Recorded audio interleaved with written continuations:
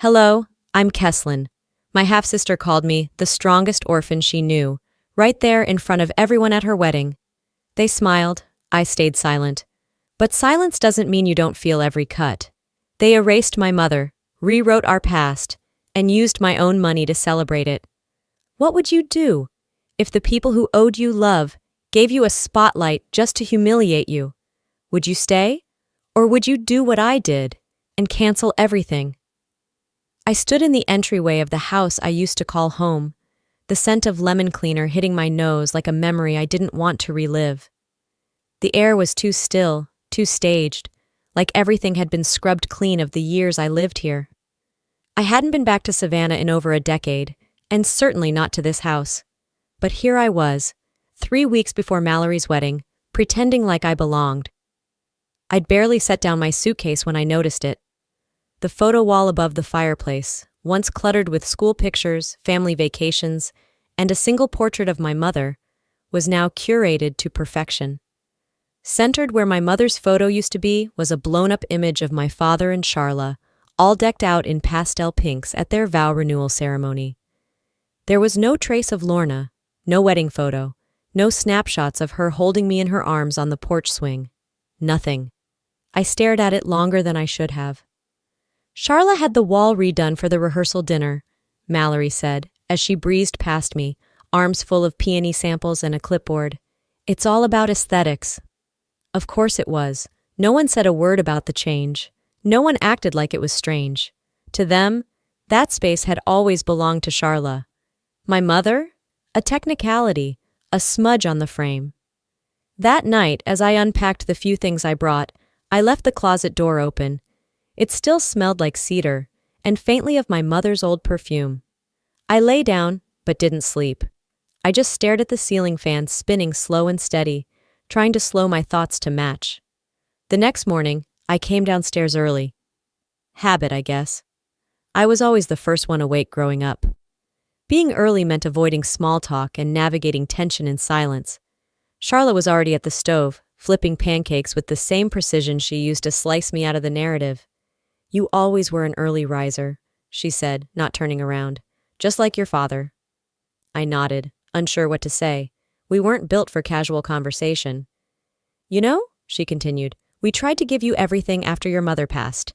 It wasn't easy for any of us. I didn't respond. I wanted to say, no, you gave Mallory everything. I got what was left, but instead, I poured coffee and sat at the end of the table.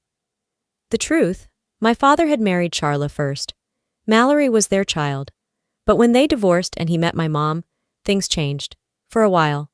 He remarried, had me, and for a brief moment, we were a family. Until I turned 9 and Mom got sick. When she died, they didn't even let me miss school for the funeral. I came home to find our family photos boxed up in the garage, labeled MISC. A year later, Charla was back in the house, wearing beige and smiling like the years in between never happened. They called it a fresh start. To them, I was a reminder of the years they'd rather forget. Later that afternoon, we were gathered in the dining room discussing seating arrangements. I offered a small suggestion, one I knew I'd regret bringing up the second it left my mouth. I was thinking maybe we could put a small photo of Mom on the memory table, I said. You know, just one, for tradition. There was a pause, the kind that feels like a slap. I think we should keep things current, Charla replied. It's Mallory's day, after all. Mallory didn't even look up from her phone. My father just shifted in his seat, avoiding eye contact. And that was that. I didn't argue. But this time, I didn't let it go either. I logged it, noted it deep inside. Like a tally mark on a chalkboard no one else could see. Strike one. That evening, I wandered the hallway again, unable to stop myself from facing that wall. The blank space where my mother's photo used to hang called to me like a wound you keep pressing just to make sure it still hurts. It did. By the time I went back upstairs, the silence of the hallway was too loud. It rang in my ears louder than any insult. I left my shoes by the door, tugged my cardigan tighter around me, and crawled into bed with a tightness in my chest I hadn't felt in years. I didn't cry. Not because I wasn't hurt, but because I'd done that already, for years. I'd run out of tears. What I had now was awareness and maybe a little anger. 2 weeks out from the wedding, Mallory texted me out of the blue. Dress fittings at noon. Thought you might want to watch. She didn't say help, didn't ask me to come, just watch, like I was some extra on a film set of her life. I didn't respond. I just showed up. The bridal studio was full of ivory lace, glassy chandeliers, and women pretending to whisper while watching each other's reflections. I pushed through a curtain and stopped cold. Mallory stood on the fitting pedestal, smiling into the mirror, surrounded by layers of white satin. But not just any dress. It was my mother's wedding dress. My breath hitched, but I didn't let it show, at least not outwardly. The hem had been chopped, the neckline altered into something sharp and trendy, and the delicate lace my mom once told me came from her grandmother's sewing kit was gone. Completely gone. Mallory caught my reflection in the mirror and lit up. "Oh, good! You're here!" I took a step forward, my hands curling into fists in the pockets of my coat. "I thought you'd like to see it," she said, spinning slowly. "It needed a modern touch. I know Mom left it for you, but it just fits me better." She said Mom like it belonged to both of us, like that woman raised her. Charla stood nearby, sipping a flute of lemon water, her hand resting gently on Mallory's shoulder. "It's a lovely sentiment, Kesslin," she added with a sugar-sweet tone. "I'm sure you'll wear something equally meaningful." Equally meaningful. I bit the inside of my cheek and forced a smile that didn't reach my eyes. Mallory twirled again, beaming. "The tailor said it was almost like it was made for me." It wasn't made for her. It was worn by my mother, stored away for me. And now, it looked like it belonged to someone who'd never even said her name aloud. "I'm not sure what I'll wear yet," I said finally. "Well," Mallory grinned, "don't wait too long. People might think you're not planning to come." I turned away before they could see what was in my eyes. Later that night, I found myself in the attic, sitting cross-legged in front of the old keepsake chest my mother left behind. I hadn't opened it in years. My fingers traced the lid before I lifted it. Inside, yellowed letters, old photos, and the small velvet box that used to house her gold locket. The box was empty. I blinked, checked beneath the silk lining, shuffled through the envelopes. Gone. The next morning, during the rehearsal walkthrough at the church, I spotted Mallory at the altar in her rehearsal outfit, cool and composed. Hanging delicately around her neck was the locket, my mother's locket. When I approached, she saw me looking. "Oh, this?" she said casually, touching it. "I borrowed it. It felt right. You're not the only one who misses her, you know." I didn't respond, didn't flinch. I just stared at her for a long moment. Then I remembered something my mother once told me. A quiet piece of wisdom whispered to me as a child curled beside her in bed after another exhausting day. "Sometimes silence is the strongest shield. Don't waste your breath where it won't be heard." So I breathed, deeply, and walked away. That night, back in the room I once wallpapered with magazine clippings and dreams of being anywhere else, I laid my outfit for the wedding across the bed. It was simple, black, clean lines, unapologetically plain. I opened my suitcase and nestled the empty velvet box into one of the side compartments. I stared at it for a long time. It wasn't about the necklace. It was never about the dress. It was about the way they took pieces of her and gave them to Mallory like they were heirlooms she'd earned, as if existence was inheritance. I zipped the suitcase slowly, and in doing so, I felt something else seal shut inside me too. Some small corner of my hope, that Mallory might ever see me as more than a formality. I turned off the light and let the darkness settle. The next morning started with a cloudy sky and a thicker silence than usual. I dressed quickly, not bothering with makeup or earrings. There was no one here I needed to impress. Mallory had scheduled a meeting at the country club to finalize the seating chart and go over last-minute vendor issues. Apparently, my presence was optional but appreciated, according to the group text Charla sent out, as if I were part of some volunteer committee, not blood.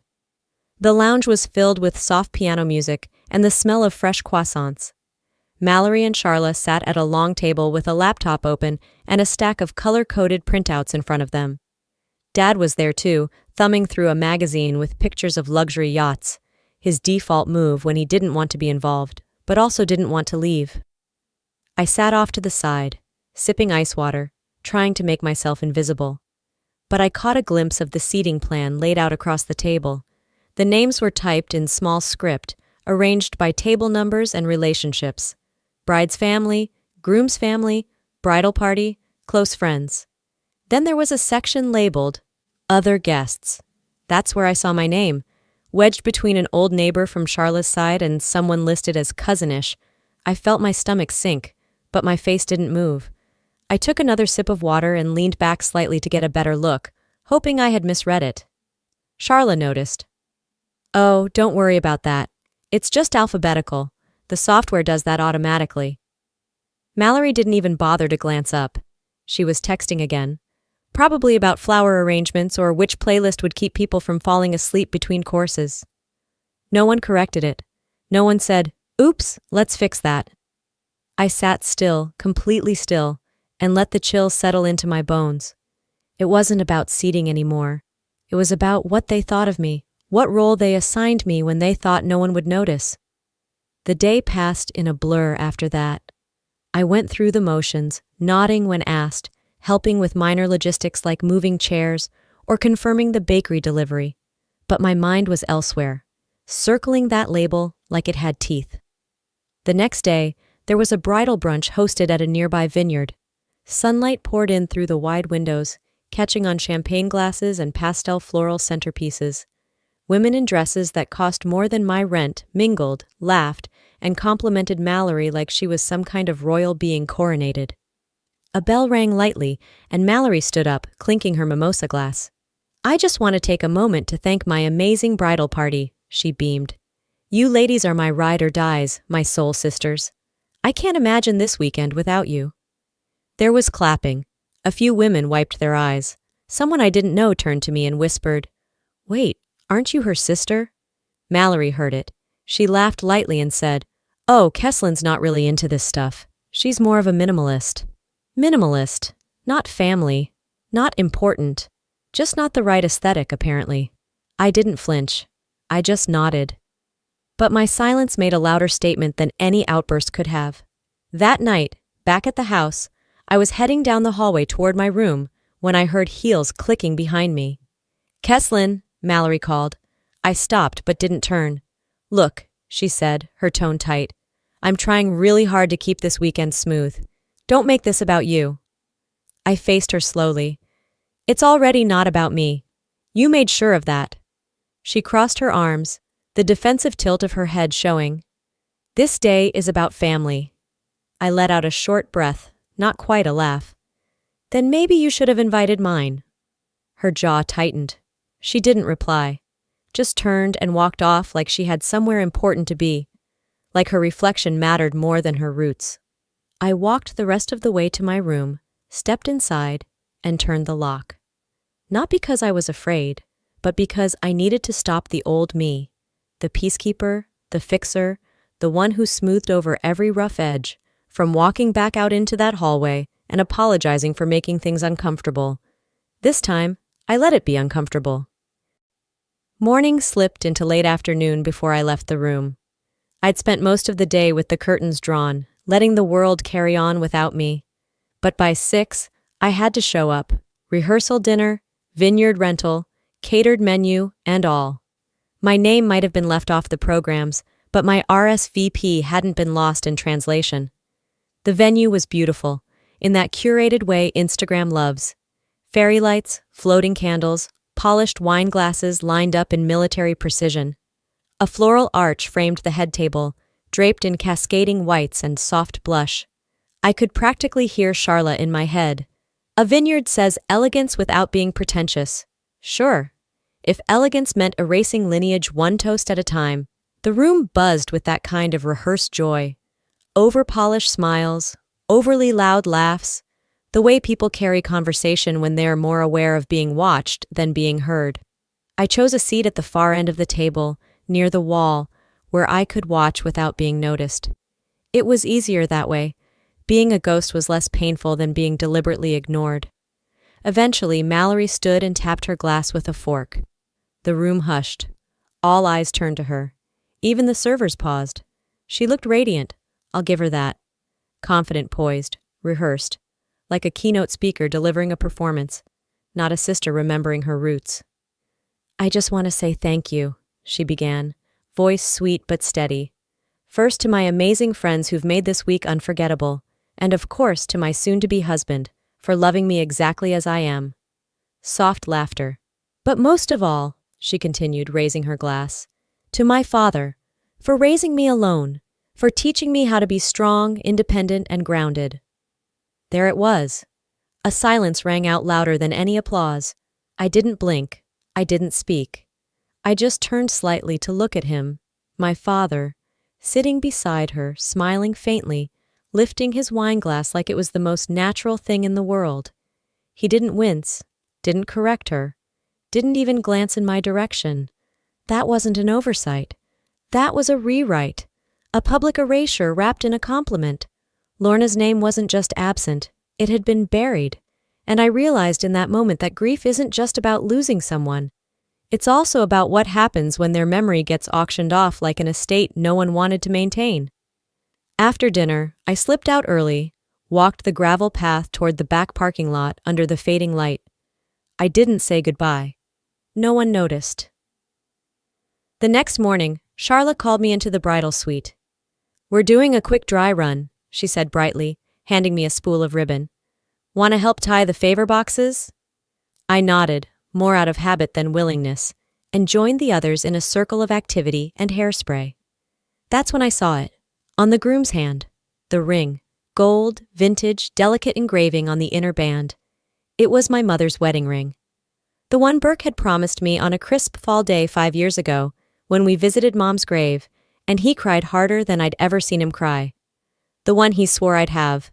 "When the time feels right," he'd said, eyes swollen, voice thin. Apparently, the time had felt right for someone else. I didn't speak until Charla leaned over and caught my stare. She smiled almost proudly. "We thought it was poetic," she said. "You know, full circle." Poetic. My grief was now a metaphor to match her aesthetic. I swallowed the heat rising in my chest and said calmly, "My mother is not a metaphor for your closure." Charla blinked. "It's just a ring." "No," I said, "it was a promise, but clearly that meant something different to all of you." She didn't argue, just turned back to tying bows, as if we hadn't spoken at all.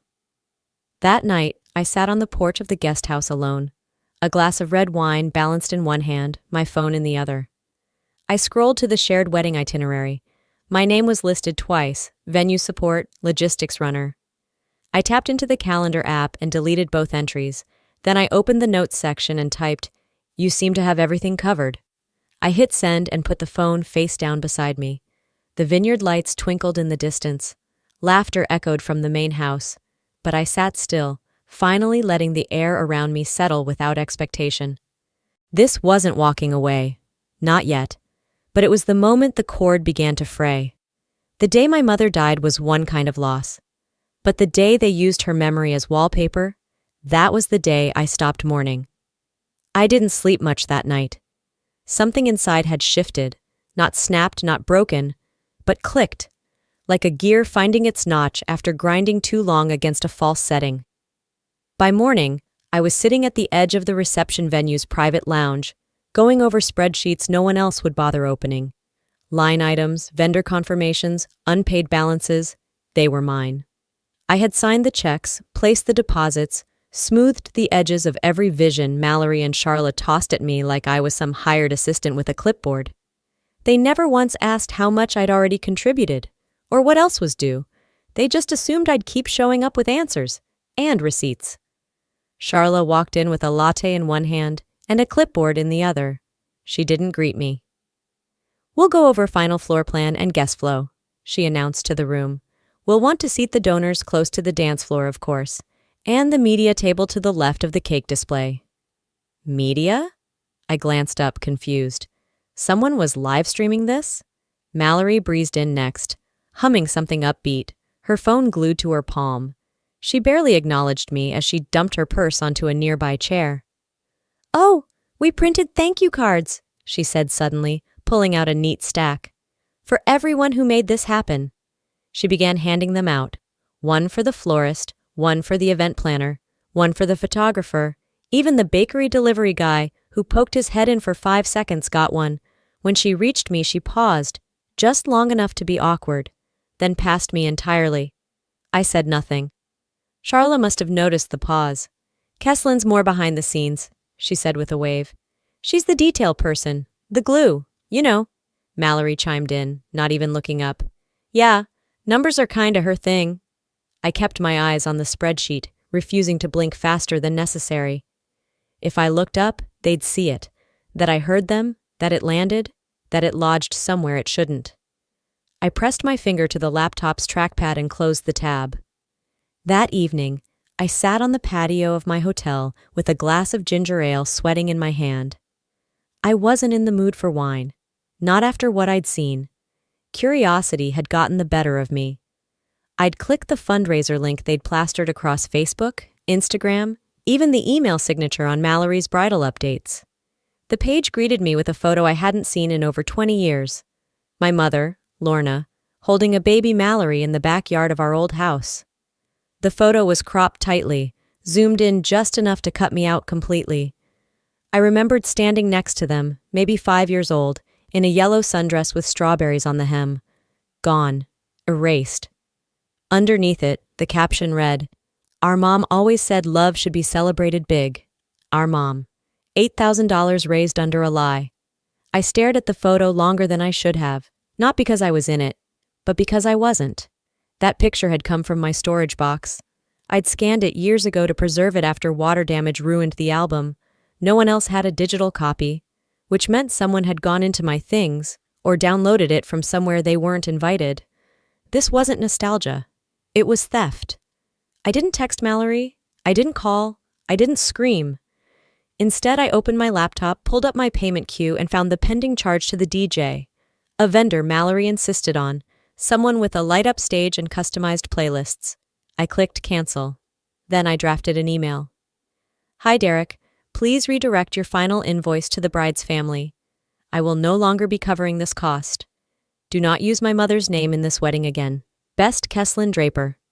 I read it over once. No fluff, no explanations, no apology. I hit send. Then I closed the laptop and sat back. The wind picked up a little, brushing a few loose leaves against my ankle. Somewhere off in the distance, someone's speaker played a Frank Sinatra song I couldn't quite make out. Probably a couple rehearsing a first dance they didn't pay for. I didn't want revenge, but I wasn't going to keep sponsoring the ceremony of my own erasure. Let them scramble. Let them figure it out.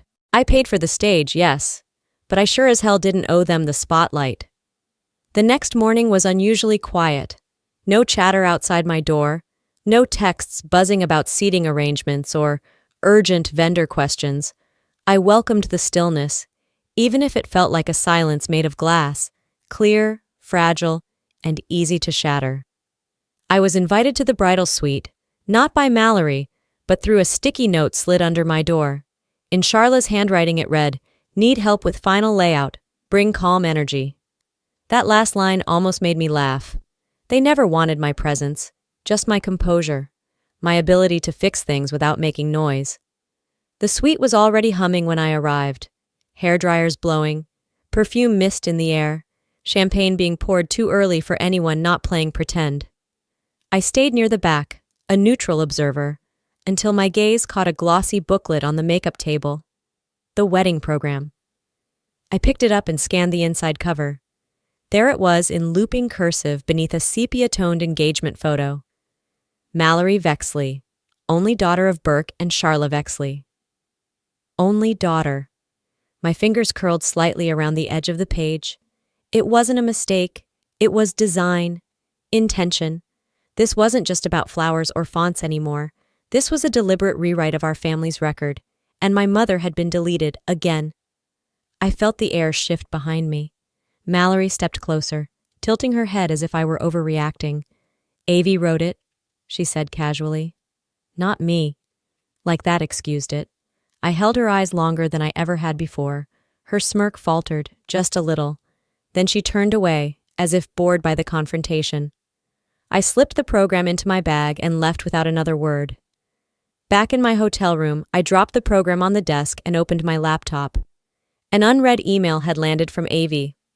I clicked it open, assuming it was a schedule reminder. It wasn't. Attached was a draft of the final itinerary, but that wasn't the problem. Below it was the entire email thread between Mallory, Charla, and Avi herself. Charla: let's avoid references to the previous marriage. It's confusing and we want to keep things clean. Mallory: yeah, don't include Kesslin in anything formal. No speeches, no close-ups during the ceremony. It'll be easier for everyone. Avi had replied, understood, keeping her presence minimal. Minimal? I wasn't even a footnote. I was an inconvenience they had to manage off-camera. I read the email chain twice, saved the whole thread to a secure folder, and printed a hard copy. Not because I planned to confront them with it, no. This wasn't a public screaming match. This was leverage. They erased me in ink? Fine. I'd use paper too. That afternoon I called up Trevor, the AV technician overseeing the reception's video montage setup. Hi Trevor, I said evenly. I helped fund the projection package for the evening portion of the event. He confirmed. Yep, we're using your files, pictures, video clips, that sort of thing. Don't, I said simply. You no longer have permission to use any content I submitted. A pause on his end. Is everything okay? I won't be part of something I've been written out of, I replied. Please update the files accordingly and notify me when it's done. After that call, I forwarded the printed program and email thread to myself again, storing them in multiple folders. One copy I saved with the title, Truth They Buried. Then I typed up a short message to Charla, just enough to cut without bleeding. If my name is to be deleted, so is my support. Expect revised invoices. I didn't sign it with my name, I signed it, The Daughter You Erased. That night, I didn't cry. I didn't pace or rehearse arguments I'd never say out loud.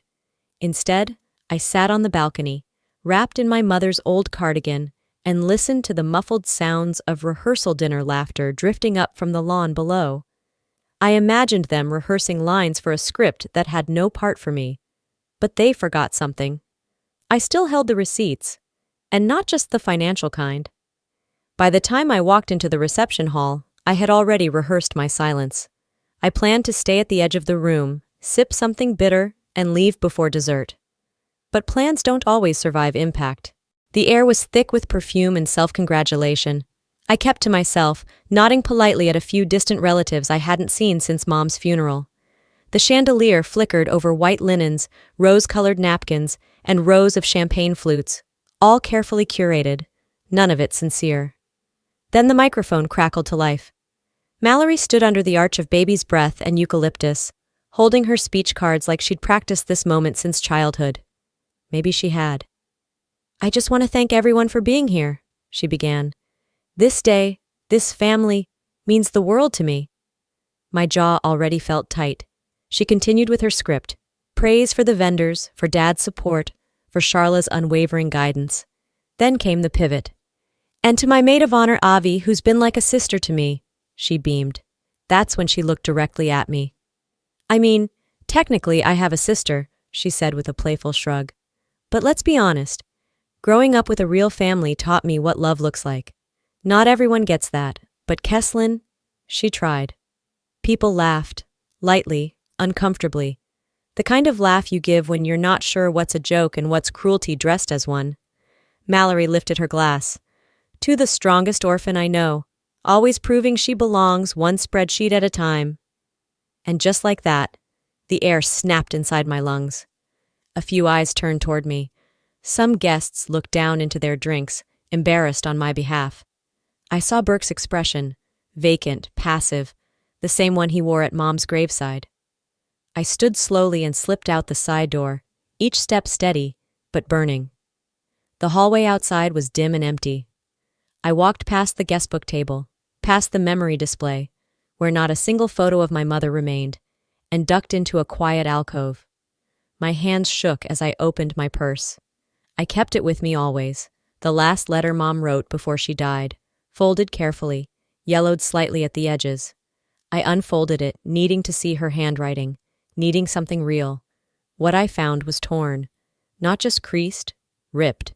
Two halves, one still clinging to her closing line, the other jagged and missing the start. And right there, in the trash beside the bridal suite door, I saw it. The other piece. Crumpled. I didn't make a sound. Didn't cry. Just stood still for a few long seconds, pressing my thumb into my palm like a pressure valve. They hadn't just humiliated me. They desecrated what little I had left of her. I pulled out my phone. Screenshots of the email chain, the deleted invoices, the rewritten program, the cropped fundraiser image. All of it. I uploaded them to a private folder. Then I opened my gallery and took a photo of the torn letter. Both pieces aligned on the marble hallway table like a crime scene I was done hiding. Back inside, the music had just begun. Some mid-tempo number Mallory had probably chosen to pair with their first dance. I stepped through the doors and walked straight to the stage. Avi's eyes widened. Charla leaned into Burke, whispering fast. Mallory turned and froze when she saw me. I reached for the mic. "I won't keep you long," I said, voice steady. "But before you dance, let's talk about what you buried to get here." The room froze. Not a fork moved. "You erased my mother," I said. "Not just from photos, not just from speeches, but from the very paper you handed your guests. You printed a lie." A hush fell so deep, I heard someone set their glass down 2 tables away. "And when you called me an orphan," I continued, turning toward Mallory, "you weren't just making a joke. You were making a declaration that I'm not part of this, that I never was." She opened her mouth, but I raised a hand before she could speak. "I stayed quiet for years. Let you take and take, but I won't watch you dance on what's left of my mother's name." Then I reached into my purse, pulled out the torn letter, and held it up. "This? You couldn't even leave this untouched. You couldn't leave her untouched." People whispered now. One of Mallory's friends put a hand to her mouth. Avi stepped back like she wanted to disappear. I looked at the crowd, then back at my sister. "You made this about family, Mallory. But what you built here, it's a set, and I'm done being the stagehand." I placed the microphone on the stand, and I walked out. Not hurried, not shaking. I left the silence behind like a match left burning. The ballroom door whispered shut behind me, and for a moment, I stood there in the quiet. Just me, the distant hum of air vents, and the echo of everything I hadn't said over the years. Then I turned around, walked back toward the noise, and stepped onto that stage not as a guest, not as a sister, but as a witness. The room hadn't moved. Mallory was still frozen, her mouth parted slightly, wine glass trembling in her hand. Burke avoided eye contact, busy pretending his watch needed polishing. Charla clutched her napkin like it held the script she no longer controlled. I reached for the AD microphone one last time. "You wanted a performance," I said, my voice even. "You choreographed a day of smiles, of curated speeches, and photos with the edges trimmed." I looked at the crowd, dozens of them, faces I'd grown up around, some I hadn't seen since my mother's funeral. "They wrote me out," I continued, "but my mother taught me how to write back, not with lipstick or guilt, but with ink." Gasps were swallowed into silence. I pulled a folded sheet from my bag, one of the programs from the ceremony, the one that read Mallory Vexley, only daughter of Burke and Charla Vexley. I held it high for all to see. "This isn't an oversight. It's not about fonts or space or formatting. It's a decision," I said. "To erase, to rewrite, to silence." I glanced at Mallory. "But you forgot something. You don't get to build a legacy with borrowed memories." Then came the part I didn't rehearse, because pain never needs practice. "Effective immediately," I said, "I withdraw all remaining support for this event, financial, emotional, familial. I am no longer participating in this ceremony, this marriage, or this performance." I didn't wait for their reaction. I didn't need it. I stepped down and moved across the room. My heels barely made a sound on the carpet, but it felt like the ground was shifting underneath every table I passed. Charla blinked rapidly as I handed her a white envelope, sealed and labeled in my handwriting. "In case you ever wonder why I left," it said. Burke got the same.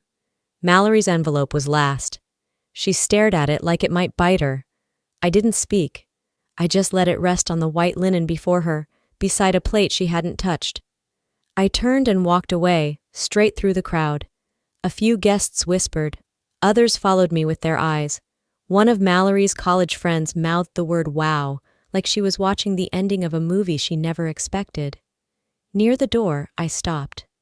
"I hope," I said without turning, "when you think of this day, when the photos are framed and the cake is long gone, you remember this moment too."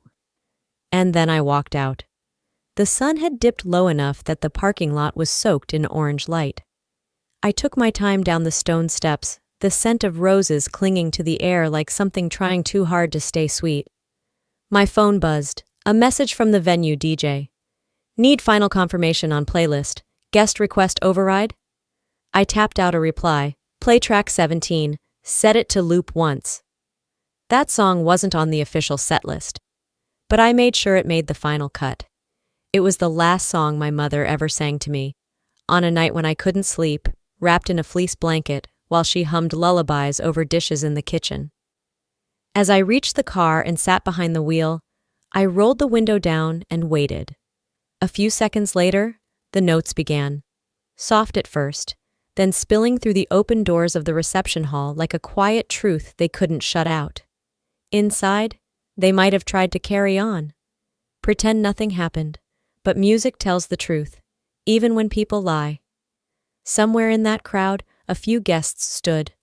One older woman walked out behind me and whispered, "Your mother would have been proud." I nodded, didn't speak. There was no need. I didn't leave to hurt them. I left so they'd finally have to sit with what they'd done. I didn't burn the bridge. They did. I just lit it, so everyone could see. The flight back to Portland was silent in that specific way early morning flights are. No small talk, no clinking of drink carts. Just tired bodies carrying the weight of wherever they'd been. I stared out the window, not watching the clouds, but thinking about what I didn't say in that room. I wasn't angry anymore. Something had burned clean. 2 weeks later, on a quiet Sunday, I pulled into a small parking lot outside Brookside Haven, a modest assisted living facility nestled between sycamore trees and an overgrown rose garden. I didn't call ahead, didn't go in. I'd heard about Dad's minor stroke through a forwarded text. No signature. Just a sterile update. Charla hadn't bothered with warmth. Mallory hadn't bothered at all. I stepped out of the car with one item in hand, a framed 4x6 photo of my mother, Lorna, standing barefoot in our old backyard, a lemon in one hand, and a smile so real it still ached to see. I walked into the front desk, left it along with a sealed envelope. The note inside simply said, she was more than a placeholder. No name, no explanation. Let them guess. Let them remember the woman they replaced, not just in title, but in narrative. I walked away without looking back. By the time I got home to my apartment in Portland, dusk had started to settle. My new place was small, just 2 bedrooms and a patio, but the silence was mine. The air smelled faintly of lavender and cardboard. I was still unpacking. One of the last boxes I opened was marked Mom's Things. Inside, the repaired letter, its edges taped neatly, the gold locket, and a blank, leather-bound journal I bought the day after the wedding. I sat cross-legged on the floor, the journal in my lap. I opened to the first page and wrote in firm, even strokes, "You didn't get to finish your story, Mom, but I'll write mine, with your voice in every line." The words sat on the page like an anchor that finally found a seabed. There was no need to write about Mallory anymore, or Charla, or even Dad. They weren't the ending. They were the noise I walked through to find the next chapter. That night, I made myself a cup of chamomile tea, opened my laptop, and hovered over a message draft I'd been writing for days. It was addressed to Mallory. "You didn't just lose a sister," it began. "You lost someone who would have protected your legacy better than anyone else. I hope the spotlight was worth the silence that will follow." I stared at it, reread it, then deleted it. I didn't need to send it. She'd hear the silence soon enough. The next tab I opened was social media. I scrolled through the photos I'd been tagged in from the wedding, faces smiling through tension, the filtered brightness of curated moments. I hit remove tag on each one by one, until nothing remained. Then I signed out, for good. No post, no farewell, just a quiet click and a small breath out. Later, I stood on my tiny balcony with the city lights stretching far beneath me. I held the locket in one hand, felt the weight of it settle against my palm like it belonged there all along. She wasn't erased. I just had to find where her story continued, and it was in me all along, in how I left, in how I healed, in how I finally stopped asking to be seen and chose, instead, to live as if I already was. Some wounds don't scar. They stay open, just enough to remind you you survived. Sometimes, walking away doesn't mean you've given up. It means you finally decided to stop begging to be seen. For years, I tried to earn my place in a family that treated my presence like a footnote, if they acknowledged me at all. But here's what I've learned. You don't need permission to take up space in your own story, and you sure as hell don't need to stay where love is only given in pieces, with conditions. Maybe you've been the one holding the camera but never in the frame. Maybe you've paid the price but weren't even thanked. Maybe you've kept quiet so others could feel comfortable. But let me ask you, at what point do you stop waiting to be invited and start building your own table? This isn't just my story. It might be yours too. And if it is, maybe it's time to stop shrinking. Maybe it's time to speak. If this story touched something in you, or reminded you of a moment you stayed silent when you should have stood tall, drop a 1 in the comments, or just tell me where you're watching from. I read every single one. And if this story didn't sit right with you, tell me why. Your thoughts matter too. No yelling here, just stories and truth. If this video moved you, inspired you, or made you reflect even just a little, hit that subscribe button so you don't miss what comes next. I've got more stories, some painful, some redemptive, all real. Until next time, may you never let anyone rewrite your worth.